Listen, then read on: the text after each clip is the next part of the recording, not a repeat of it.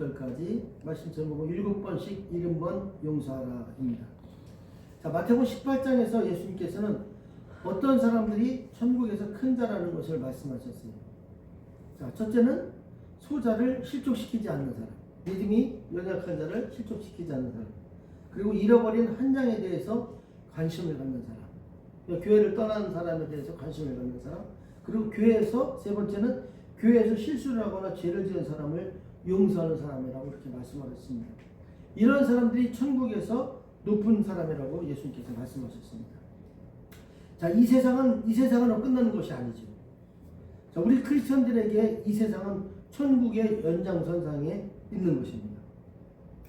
이 세상에서도 이렇게 살 때 하나님의 공동체 안에서 높임을 받게 됩니다. 그러다가 하늘나라에 가면 이 세상과는 비교되지 않는 엄청나게 높은 자리에 있게 되는 것입니다. 그래서 우리는 이 부분을 잊지 말아야 합니다.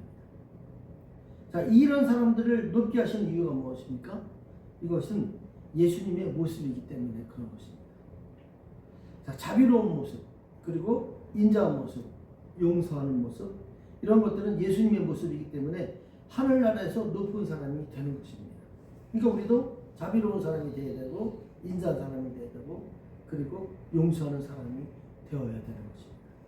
다시 말해서 자기의 마음을 예수님의 마음과 매일 연락하는 사람이 하늘에 가면 높아진다는 겁니다. 그런데 존경받는 사람이나 성공했다고 하는 사람들은 교만할 수 있기 때문에 아주 조심해야 합니다.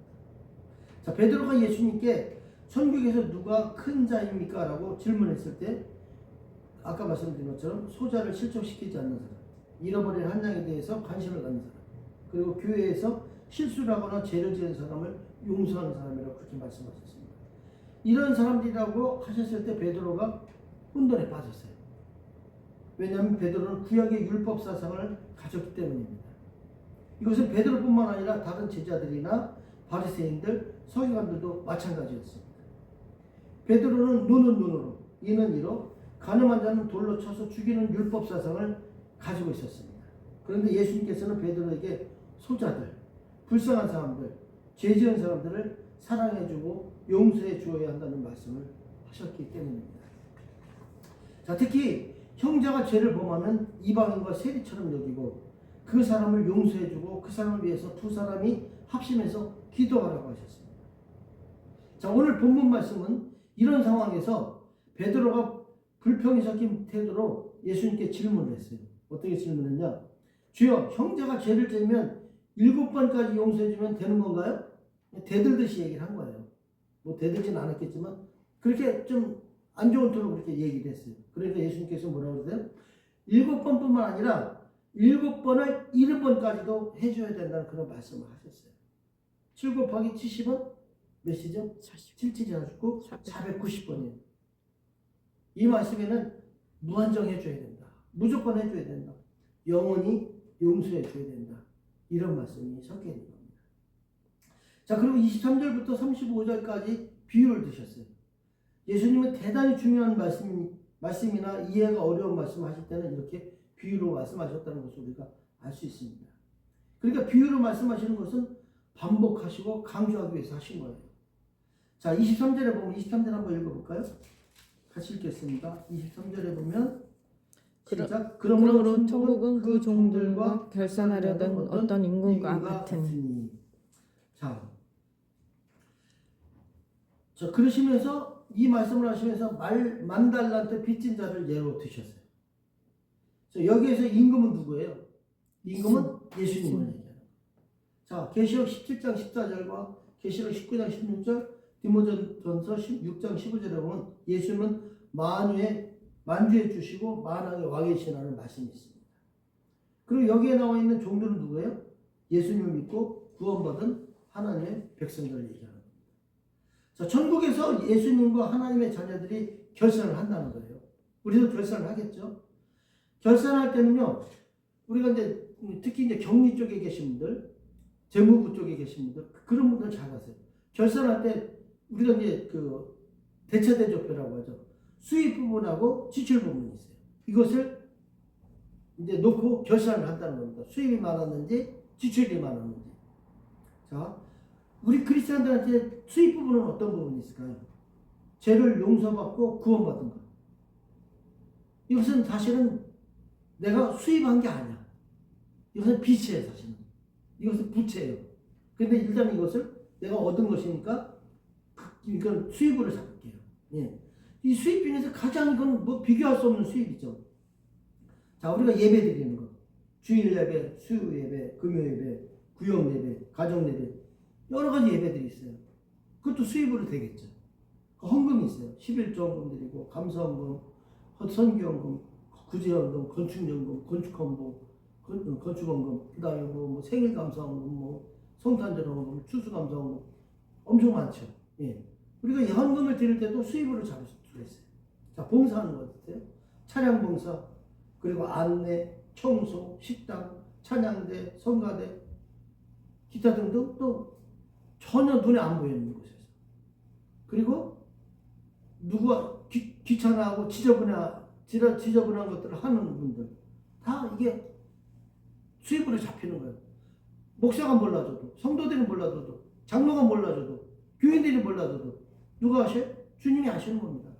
그래서 다 주님은 그걸 다 수입으로 잡아놓으시는 거예요. 자, 기도도 있죠. 중보기도 있죠. 자, 교회를 위해서, 목회자를 위해서, 성도를 위해서, 나라와 민족을 위해서, 선교사를 위해서, 그리고 성도들의 어려운 분들을 위해서 기도하는 거예요. 그렇게 중보기도 하는 것들도 다 수입으로 잡힐 수 있겠죠.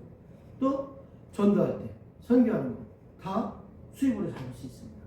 그리고 우리가 성도들 위로할 때, 그리고 용서해 줄 때, 다 이것을 수입으로 잡을 수 있는 겁니다. 이렇게 주님이 보시기에 잘했다고 하시는 것이 다 수입으로 잡히는 것입니다. 자, 우리가 지출하는 것이 있어요. 이것이 다 수입이라면 지출하는 것이 있어요. 쓴다는 거죠. 없어진다는 거죠. 전도하지 않는 것, 선교하지 않는 것, 자, 질투하는 것, 교만한 것, 자기의 이익만 생각하는 것, 자기를 자랑하고 남편을 자랑하고 자식을 자랑하는 것, 남을 속이는 것, 그리고 남을 평가하는 것, 남을 교회에 나오지 못하게 하거나 신앙생활 하지 못하도록 상처를 주는 것, 목회자와 가정을 비판하는 것, 설교와 교회 운영을 비판하는 것, 목회자나 성도들 그리고 교회가 어려울 때 외면하는 것, 그리고 잘못하고 회개하지 않는 것, 주의를 지키지 않는 것, 용서하지 않는 것, 이런 여러 가지들이 제가 말씀드리지 않지만 말씀드리지 않은 것 가운데서도 여러 가지 있겠죠. 자, 그런데 오늘 본문에서는요, 뭘 가지고 얘기하시냐? 내가 용서받은 것과 내가 용서해 준 것을 결산한다는 거예요. 내가 용서받은 것은 뭐예요? 내가 구원받은 거죠. 예수님으로부터 나의 원죄가 용서받은 거죠. 또 내가 회개할 때 나의 자범죄가 용서받는 거죠. 근데 지출하는 것은 뭐예요? 내가 쓰는 것은 뭐, 소멸되는 것은 뭐예요? 내가 용서하지 않는 것이에요. 이 부분에 대해서 주님께서 말씀하고 계신 겁니다. 자, 이 말씀을 통해서 두 가지 말씀을 우리가 두 가지 말씀을 생각할 수 있는데, 첫째는 내가 얼마나 많은 빚을 진 자인지를 깨달아야 한다는 겁니다. 그게 수입이죠. 자, 둘째는 내가 내 형제의 잘못을 얼마나 용서했느냐는 겁니다. 이것이 지출이 될 수도 있고 지출이 안 될 수도 있는 겁니다. 자, 예수님께서는 10,000달란트 빚진 자를 예로 드시면서 말씀하셨어요. 자, 10,000달란트 빚진 종이 빚을 갚지 못했어요. 그래서 주인이 그 사람의 몸과 아내와 자식들과 모든 소유를 다 팔아서 갚게 하라고 그렇게 명령을 내렸습니다. 근데 그 종은 엎드려 절하면서 다 갚겠다고 그렇게 얘기를 했지만 사실은 못 갚죠. 주인은 그 종을 불쌍히 여기고 빚을 다 탕감해 주었습니다. 10,000달란트나 되는 빚을 그 임금이 탕감해 주었다는 겁니다. 그런데 그 종이 나가서 자기에게 100데나리온 빚진 동료에게 목을 잡고 빚을 갚으라고 했어요. 자, 이 사람은 자기가 10,000달란트의 빚을 탕감받았음에도 불구하고 100데나리온의 빚진 동료를 목을 잡고 그 빚을 갚으라고 했다는 겁니다. 그러니까 자기가 주인에게 한 것처럼 엎드려서 갚겠다고 하면서 참아달라고 그 종이 애원을 했어요. 그런데 이 사람은요, 100데나리온 빚진 사람을 빚을 갚도록 어떻게 했냐? 옥에 가두어 버렸어요. 옥에 가둔 건 갚을 길도 없었지만 옥에 가둔 게 문제가 되는 거죠. 용서하지 않은 게 문제가 되는 거죠. 그 빚을 탕감해 주지 않은 게 문제가 되는 겁니다. 이것을 본 동료들이요, 10,000달란트를 빌려주었던 주인에게 이런 상황을 말했어요. 그러니까 만달란트 빚진 사람을 불러오라고 얘기했어요.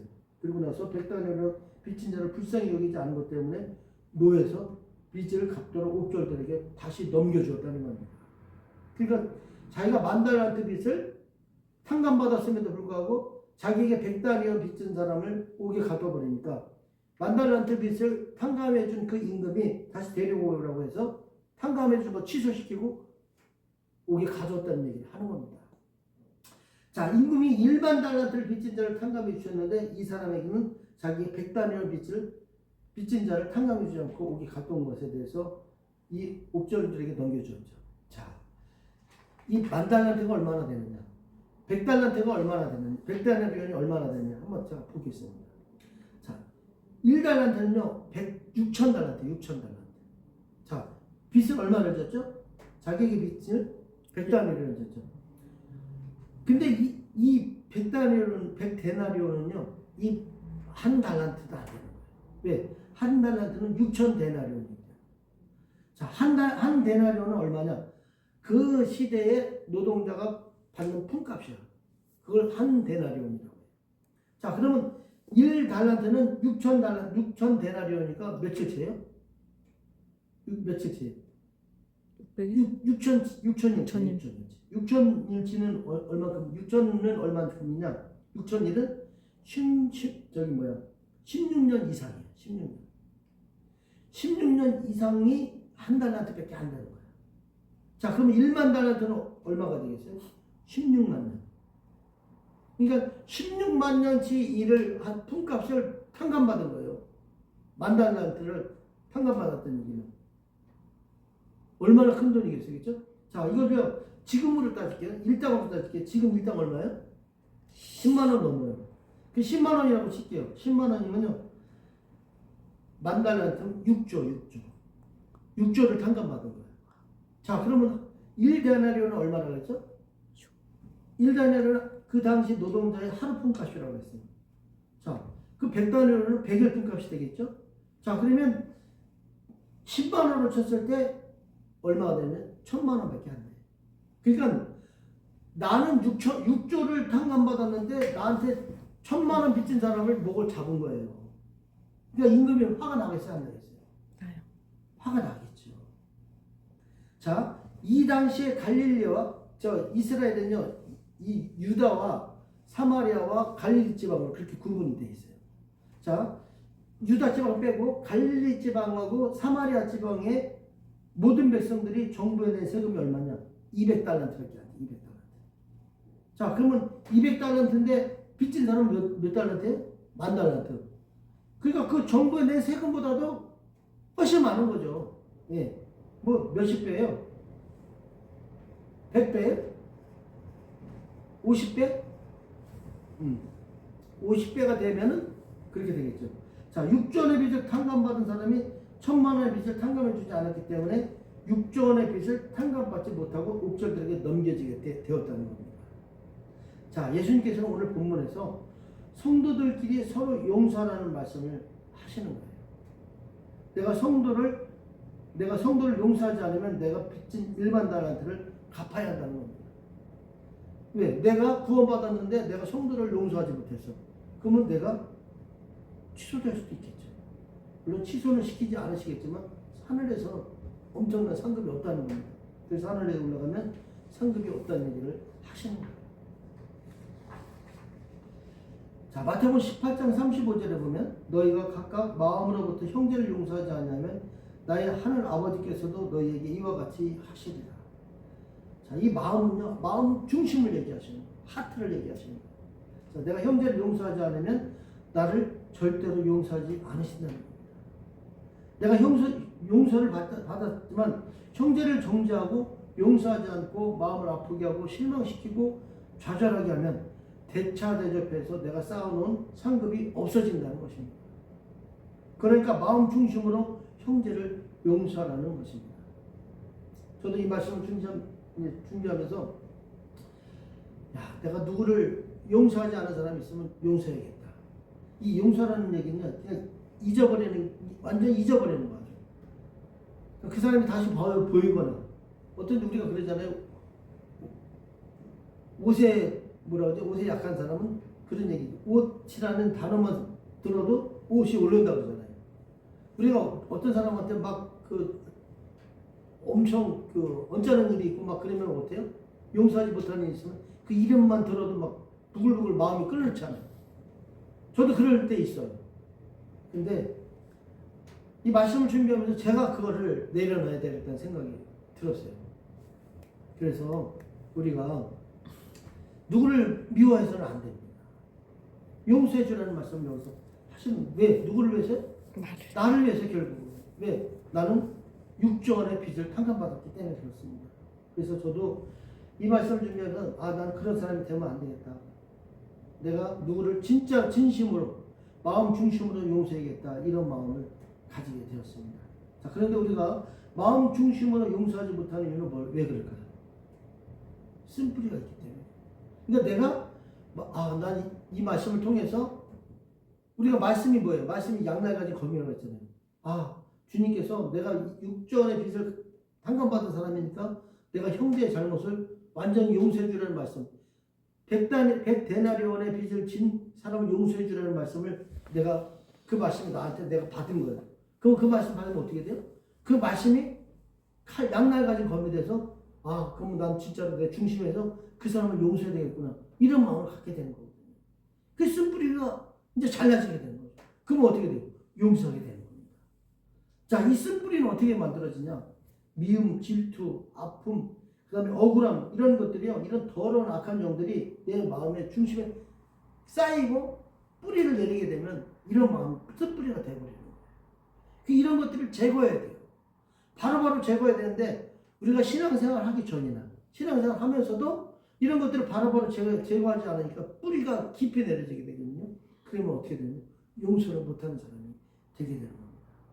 그래서 시어머니를 용서 못하고, 시부모님을 용서 못하고, 남편을 용서 못하고, 아내를 용서 못하고, 부모님을 용서 못하고, 이런 일들이 벌어지게 되는 것입니다.